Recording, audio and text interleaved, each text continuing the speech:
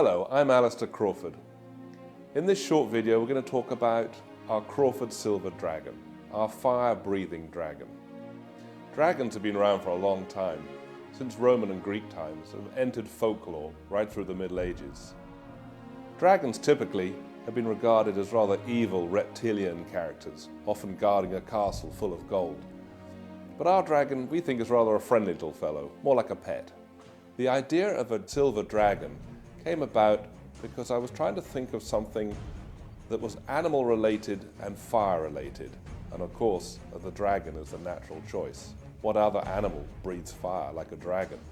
Like always, we start with a clay model made by our incredible model maker in London, who we think is really one of the best in the world.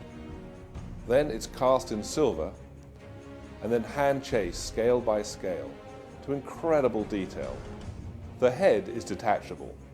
You lift off the head and inside his belly is a fuel reservoir. You use just normal lamp oil. The wick looks a bit like a fang or a tongue and often glows with a red glow. One of my favorite shots is when you blow out the flame and you see this smoke that spirals up for about 2 or 3 minutes. It's really cool. I love the detail of the scales. I think the claws are fabulous. They're like talons. The neck is a little fun. That's spikes with like a chain that's almost been broken and come apart, almost like he's been chained up in the castle and broken away. There's no part of the dragon's body that doesn't have detail, right down to the end of his tail to the scales running up his back. The wings are arched back. Of course, they serve beautifully as a stable platform. Our Crawford silver dragon was so popular that our clients asked if we'd ever make a matching pair to him. And here he is in clay. Now Mr. Dragon here, he's much fiercer and he's definitely larger. His tail is long, he has a long flowing mane going all the way from his ears down to the tip of his tail. He's also a totally different pose. Looks like he's about to pounce on his prey. His talons stretched out. Look how sharp those claws are. And once again, the model maker has left no part of his body unfinished. If you think this model looks good in clay, I can absolutely assure you it looks 10 times better when it's finished in cast silver.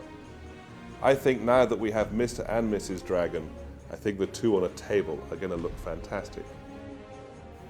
And now I'm really happy to introduce our most ambitious project at Crawford Silver ever, the Crawford three-headed dragon wall sconce.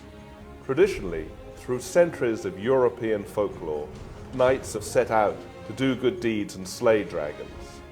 Well, here it looks like this dragon has swept down and flown off with his sword. You'll notice that the wings are concave, reflect the light perfectly from the 3 wicks. Once lit, this will be a phenomenal looking sculpture. So there we have our 3 Crawford dragons. Each are incredible sculptures in their own right. This is contemporary art at its greatest form.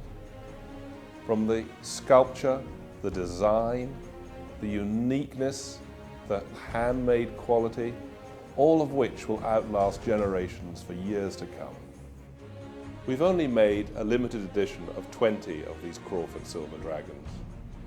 Thank you for letting me share my enthusiasm for our latest dragon models. If you'd like more details, just please look at our website, www.crawfordsilver.com.